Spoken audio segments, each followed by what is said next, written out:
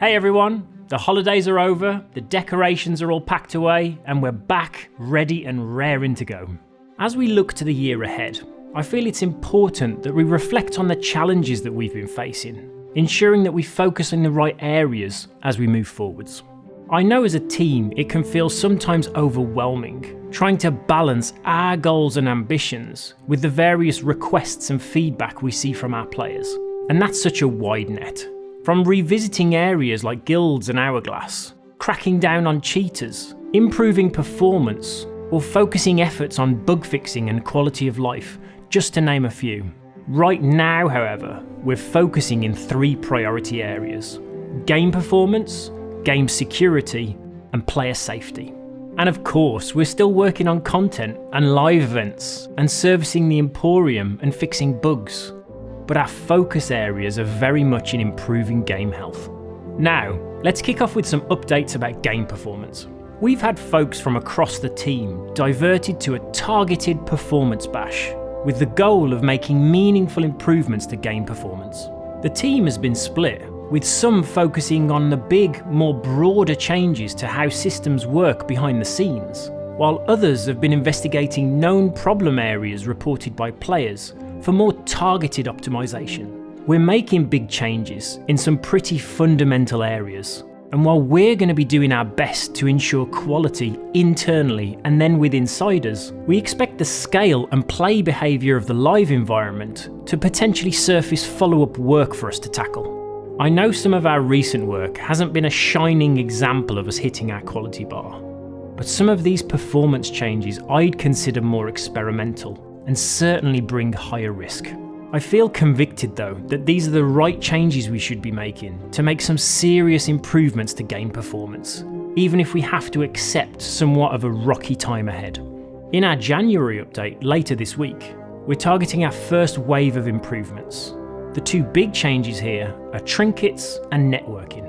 Trinkets have gone under the magnifying glass, and both their setup and how they're loaded when approaching a captain's ship has been improved.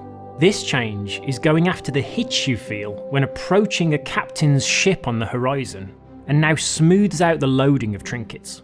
Next up is a networking optimization that isn't strictly a performance improvement, but it will feel like one. In the scenario where the game is sent a large amount of data from the server, the movement of the player and their ship is now prioritized in that traffic. This will target a number of scenarios where the game would appear to stutter, like when approaching another ship, or when a player returns from the Ferry of the Damned. Alongside these 2 improvements, there's also a number of smaller optimizations all rolling into our January update. Now, that's just the first wave. We've got plenty of other work still in flight, targeting the next few updates as we step further into the year. Ships are a big focus, with the increase in server migration from diving to voyages and hourglass. There's work going on to break up our ships so that we can load them in stages when joining a server. Treasure is another focus area. With the gradual expansion of new treasure types and more loot hoarding, we need to optimise and more efficiently clean up lost treasure. We're then also going to be making optimizations to better utilise the server hardware we have available through Azure by multi-threading our servers to do more for us and be more resilient to the demands of our players. All of this work is going on behind the scenes, and we'll share more on our release plans when we're a little bit closer. Now, let's move on to game security and player safety. We've unfortunately continued to see cheat reports flowing in over the holidays, showcasing a range of malicious behaviour. While I've already shared that we've got a large focus on game performance, we've also continued our investment in game security. We'll also be growing this part of the team early this year so we can do even more in this space. Our current priorities here are mitigating the various teleports, commodity exploits, and then securing our in-game shops from players purchasing items they shouldn't. I know this only scratches the surface of what's been reported, and if I haven't listed your biggest annoyance, don't worry. They're all on the list. On the player safety side, our first wave of ban evasion work had positive results over the holidays, and we'll continue to roll out further work in waves over time. As a reminder, this isn't a one and done situation here. We're going to build our defences over time and keep the work that we're doing here a little elusive. And finally, before I let you get back to whatever you were doing before you hit play, I wanted to share a little update on Safer Seas.